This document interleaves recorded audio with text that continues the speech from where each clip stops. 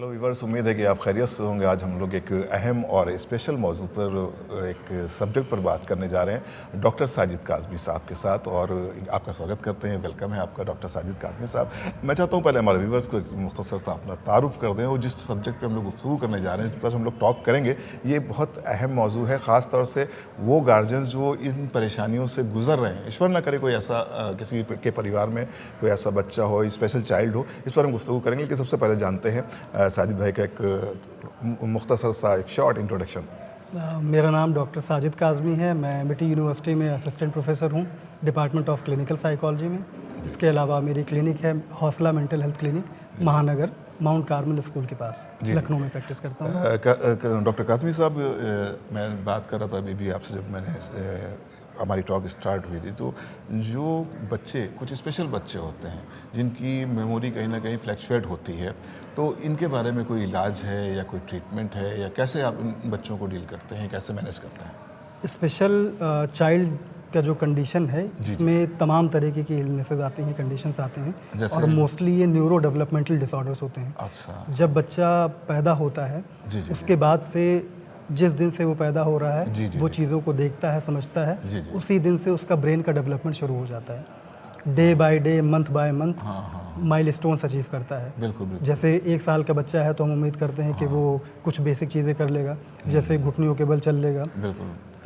कुछ जैसे छोटे छोटे डेवलपमेंट होता है, उसी तरह से उसका मेंटल डेवलपमेंट भी होता है। फिजिकल डेवलपमेंट, मेंटल डेवलपमेंट दोनों साइड बाय साइड चलते हैं, पैरेलली चलते हैं। प्रॉब्लम तब आ जाती है जब किसी स्टेज पे फिजिकल डेवलपमेंट तो हो रहा है, लेकिन मेंटल डेवलपमेंट किसी वजह से, बहुत सारे रीजंस हैं, बहुत सारे कारण हैं, किसी वजह से किसी बच्चे में वो किसी स्टेज पे आकर के वो डेवलपमेंट रुक गया। कभी कभी इसका बरक्स भी होता है, यानी कि उसका उल्टा भी होता है। कभी कभी माइंड डेवलप हो जाता है और उसका फिजिकली इतना स्ट्रांग नहीं हो पाता, दोनों में डिस्टेंस पैदा होने लगता है। ठीक है, तो आज हम लोग जिस पर बात करें वो मेंटल डिसऑर्डर कह सकते हैं उसको। मैं स्पेसिफिकली, देखिए, मेंटल डिसऑर्डर्स तो एक बहुत ब्रॉडर टर्म है। मैं उसको नैरो डाउन करके ये कह सकता हूँ, गवर्नमेंट ऑफ इंडिया ने 21 तरह की डिसेबिलिटीज़ को अपने गैजेट में नोटिफाई किया है। पूरे हिंदुस्तान में अगर डिसेबिलिटीज़ की हम बात करते हैं, चाहे वो बच्चों के दरमियान हो या बड़ों में, टोटल 21 कंडीशंस हैं rights of person with disabilities act के तहत। जी जी। अब ये कंडीशन अगर हम बच्चों में देखते हैं, तो उसमें मान लीजिए ऑटिज्म की कंडीशन है।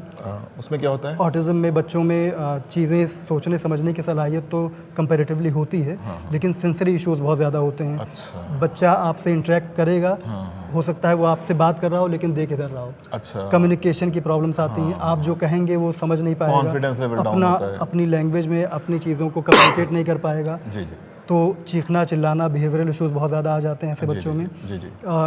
मेमोरी की कंडीशन जो आप बोल रहे हैं, ये मेनली आईक्यू से हम रिलेट करते हैं बच्चों में। इंटेलिजेंस क्वोशिएंट, आईक्यू, हम कहते हैं कि फला बच्चे का आईक्यू फला बच्चे से ज़्यादा है। मतलब उसकी समझने की, किसी चीज़ को प्रोसेस करने की सलाहियत उन बच्चों से ऊपर है। जी जी।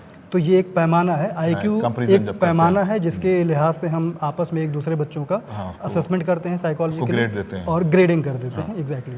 तो उस हिसाब से, और ये ग्लोबली वैलिड, पूरी दुनिया में एक स्टैंडर्ड चलता है, ताकि हम पूरे दुनिया के हिसाब से एक पैमाना के हिसाब से बना सकें कि ये बच्चा कहाँ पे है।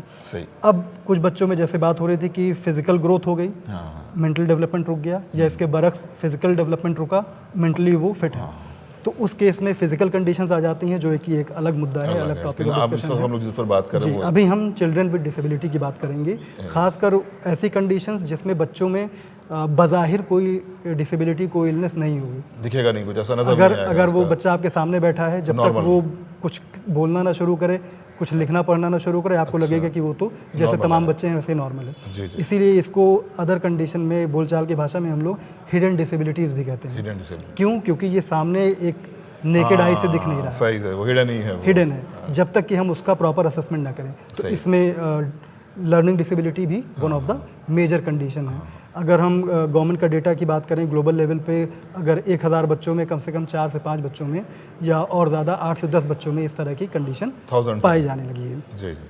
इंडिया में भी बहुत ज़्यादा इश्यूज इसमें डेवलप हो रहे हैं, और कोविड की वजह से, कोविड के बाद ये कंडीशंस और ज़्यादा बढ़ी हैं। अच्छा, कोविड के बाद ये चीज़ें बढ़ी हैं, फिगर बढ़ रही है, और फिगर अभी और अनफॉर्चुनेटली बढ़ेगी। क्योंकि इसके बहुत सारे कारण हैं। एक जो न्यूरो डेवलपमेंटल कंडीशन है, ब्रेन की वायरिंग चेंज हो रही है, ब्रेन की प्रोसेसिंग चेंज हो रही है, और एक मेजर रीज़न ये भी पाया जा रहा है स्टडीज़ में है, मोबाइल फ़ोन का यूजेज अर्ली स्टेज में। चाहे वो पेरेंट्स की तरफ से हो। आज अगर आप ध्यान दें तो कोई भी बच्चा 2 साल या 2.5 साल का है, उसके माँ बाप उसको मोबाइल से दे देते हैं कि लो बेटा खेलो, या जिद कर रहा है अपना टाइम निकालने के लिए, उस बच्चे का टाइम एक तरह से ख़राब हो रहा है। तो मोबाइल फ़ोन और स्मार्टफोन्स का पेनिट्रेशन इतना ज़्यादा घरों में हो गया है, बच्चों के लिए ये बहुत ज़्यादा हार्मफुल है। बच्चे भी एडिक्टेड हो चुके हैं इसके, एडिक्टेड हो गए हैं बिल्कुल। तो इस वजह से भी उनके अंदर लर्निंग डिसेबिलिटीज़ ना कह करके लर्निंग डिफ़िकल्टीज़ बिल्कुल आ गई हैं। जो बच्चा 2.5 साल 3 साल में क्रेयॉन से पहले बनाता था, स्क्रिबल करता था, ए फॉर एप्पल बना के समझता था, अब वो ए फॉर एप्पल की राइम सुनता है, तो सिर्फ वो सुन रहा है, सही बात। जबकि हैंड मोटर स्किल्स की जब हम बात करते हैं, जैसे जब हम अगर किसी चीज़ पर लिख रहे होते हैं तो हमारे कई प्रोसेसेस काम कर रहे हैं। पहली चीज़ फाइन मोटर स्किल्स हमारी काम कर रही हैं, हम हाथ से लिख के कर रहे हैं, फिर इस हाथ पे या इस स्लेट पे अगर लिख रहे हैं या इस पेपर पे तो इसका कोऑर्डिनेशन, आई का कोऑर्डिनेशन, तो ये 3-4 प्रोसेसेस ब्रेन में एक साथ चल रहे हैं। जबकि जब बच्चा सिर्फ राइम सुन रहा है तो वो सिर्फ एक मोडालिटी काम कर रही है ब्रेन की, सिर्फ ऑडिटरी वाला। और कभी कभी वो भी उससे भी बाहर हो जाती है, उससे भी बाहर हो जाती है, क्योंकि बस बज रहा है, उसको समझ में नहीं आता। ये हमारे साथ भी होता है, आपके साथ भी होता है। अक्सर कुछ हम लोग सुनते हैं तो आवाज़ तो आती है लेकिन महसूस नहीं करते। मुझे लगता है बच्चों के साथ भी ऐसा होता है। जी बिल्कुल। तो यही रीज़न है कि बच्चों को हमें स्टिमुलेट करना है। बच्चों को हमें, जो पहले हमारी लर्निंग्स होती थी वो इसी तरह से होती थी कि तमाम मोडालिटीज़ ब्रेन की हमारी एक साथ हम उसको प्रोसेस कर रहे होते थे, एक साथ ब्रेन एक्टिवेट होता था। अब सिर्फ 1 या 2 मोडालिटी पे काम हो रहा है, बाकी वो कहीं ना कहीं डोरमेंट हो रहा है। डॉक्टर साहब ये बताएं कि क्या सिर्फ यही एक मोबाइल कारण है या और भी कारण हो सकते हैं? एक रीज़न बताया, लेकिन ये बहुत इंपॉर्टेंट है, जो ज़्यादा हो रहा है आजकल और बहुत इजीली इससे बचा जा सकता है, और सामने नजर भी आ रहा है। ये हिडन नहीं है, बिल्कुल ये हिडन नहीं है, लेकिन इसका इम्पैक्ट जो है वो लॉन्ग लास्टिंग है। हिडन भी है और लॉन्ग लास्टिंग भी है, क्योंकि एक बार बच्चा एडिक्टेड हो गया तो उसके जो दुष्प्रभाव हैं या नेगेटिव इम्पैक्ट्स हैं वो लॉन्ग लास्टिंग होंगे।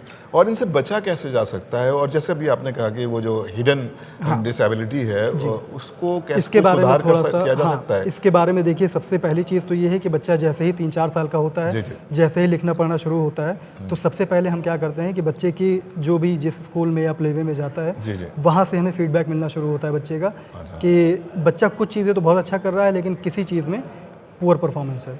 तो वो किन चीज़ों में अच्छा कर रहा है, किस में नहीं कर रहा है, इसका प्रॉपर आइडेंटिफिकेशन होना ज़रूरी है। पहला स्टेप ये स्क्रीनिंग आती है, ये स्क्रीनिंग होगी उसकी। और इसमें पेरेंट्स का बहुत बड़ा इन्वॉल्वमेंट है, क्योंकि स्कूल में क्या होता है कि एक साथ बच्चे 30 बच्चों का बैच है, 50 बच्चों को बिठा करके वो अपना काम कर रहे हैं। लेकिन जो बच्चों के वालिदैन हैं, पेरेंट्स हैं, उनकी अहम जिम्मेदारी है कि हर बच्चे की स्कूल की नोटबुक या डायरी पे या जो भी होमवर्क मिलता है उसको देखते हैं, वो भी देखते हैं, और सिर्फ उनको देखना है उससे दिन भर का जो उसकी एक्टिविटीज हैं उससे, जब होमवर्क करा रहे हैं तब भी उसको ध्यान लगाएं कि कहीं ऐसा तो नहीं कि बच्चा कुछ पैटर्न में मिस्टेक कर रहा है। किस तरह की मिस्टेक्स करता है जैसे पैटर्न में? सबसे बहुत कॉमनली जो रिपोर्टेड होता है वो बी और डी, 6 और 9 आइडेंटिकल, जो आइडेंटिकल है उसकी मिरर इमेज, क्योंकि अगर आप 6 और 9 को आमने सामने रखें तो एक मिरर इमेज बनती है रिवर्स, सेम बी और डी में, या इसी तरह से क्यू और 9 में। तो जो सिमिलर अल्फाबेट्स हैं या फिगर्स हैं, एग्जैक्टली, तो ये कुछ यही मैंने बोला पैटर्न्स पकड़ने हैं।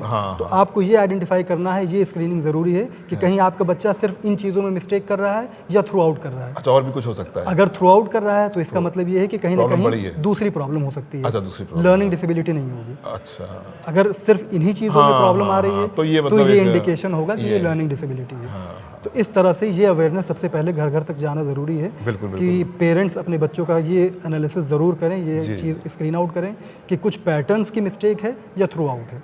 अगर इन दोनों चीज़ों को वो आइडेंटिफाई कर ले गए तो नेक्स्ट स्टेप होगा कि जब इस तरह की चीज़ें समझ में आ रही हैं तो वो जिस स्कूल में भी, जिस प्लेवे में भी हैं, वहाँ पे अगर कोई काउंसलर है, वहाँ पे कोई साइकोलॉजिस्ट है तो उससे रब्ता कायम करें, या फिर जो स्पेशलिस्ट हैं, क्लिनिकल साइकोलॉजिस्ट और साइकेट्रिस्ट या पीडियाट्रिशियन, ये 3 ऐसे प्रोफेशनल्स हैं जो इन फील्ड्स के एक्सपर्ट्स होते हैं और इनसे रब्ता कर सकते हैं। फिर इसके लिए प्रॉपर साइकोलॉजिकल टेस्ट होते हैं, उस टेस्ट के बेसिस पे फिर प्रॉपर बच्चे की स्क्रीनिंग होती है, एक डिटेल रिपोर्ट बन के आती है कि उसमें कहाँ पे बच्चा किन किन एरियाज़ में प्रॉब्लम आ रही है, और उसके हिसाब से फिर प्रॉपर इंटरवेंशन की बात होती है।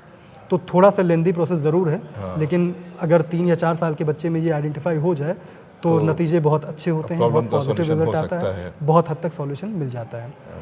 ट्रीटमेंट नहीं होता, क्योर नहीं होता, इसकी ट्रेनिंग होती है कि बच्चे को कैसे ट्रेन करना है, ट्रेन करना है उसको, कैसे प्रॉब्लम से दूर रखना है। टीचिंग मेथडोलॉजी में हम चेंज करते हैं बच्चे के, और इसमें गवर्नमेंट के स्कूल्स में भी बहुत ज़्यादा फ़ायदा है कि अगर बच्चा क्लास 10th बोर्ड एग्जाम में है और वो किसी तरह की लर्निंग डिसेबिलिटी से ग्रसित है, अगर वो सफ़र कर रहा है, तो मान लीजिए कि एक लर्निंग डिसेबिलिटी होती है डिसलेक्सिया, एक होती है डिस्ग्राफिया, अच्छा। डिसलेक्सिया में ये जो बी और डी पढ़ने में अच्छा। कॉम्प्रहेंशन की प्रॉब्लम आती है, अच्छा। वो समझ नहीं पाता है। सही। डिस्ग्राफिया में है कि बच्चे को लिखने में सिर्फ प्रॉब्लम आएगी। अच्छा। अगर आप उससे रीडिंग कराएंगे तो रीडिंग में कहीं 1% भी मिस्टेक नहीं होगी, लेकिन अगर आप उसको लिखने को दे देंगे तो राइटिंग उसकी ऐसी होगी कि शायद कोई ना समझ पाए, और ये थ्रू आउट होगी क्योंकि वो लिखने की ही प्रॉब्लम है। ऐसे बच्चों को हम क्या करते हैं, उनकी ट्रेनिंग में हम उनको कंप्यूटर्स दे देते हैं।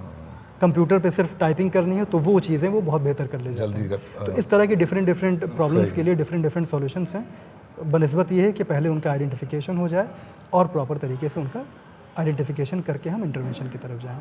बहुत शुक्रिया डॉक्टर काज़मी साहब, आपने अपना कीमती समय दिया। और जो हमारे व्यूवर्स हैं जो इस वक्त इस प्रोग्राम को देख रहे हैं, उनसे एक रिक्वेस्ट है, प्रार्थना है कि आप अपने बच्चों को ध्यान दें और देखें कि आपका बच्चा जो है कोई ऐसी हरकत तो नहीं कर रहा है जो इसके वजह से आपको लगता है कि ये एबनॉर्मल है या हिडन डिसेबिलिटी का शिकार हो रहा है। अगर इस तरह की कोई भी प्रॉब्लम आपके सामने आती है तो अपने डॉक्टर से जो आपके नज़दीक हों उनसे बात करें। और इसमें मुझे लगता है डॉक्टर साहब, देर करना किसी भी चीज़ के लिए वो ज़्यादा परेशानी का सबब बन सकती है। तो ये एक एडवाइस थी डॉक्टर काज़मी साहब की तरफ से तमाम व्यूवर्स को। उसका रीज़न भी यही है कि आप हेल्दी रहें और खुश रहें। बस यही हमारी एक कोशिश है, जिसका इस सफ़र में हमारे डॉक्टर काज़मी साहब हमारे हमरा रहे। Thank you so much. Thank you.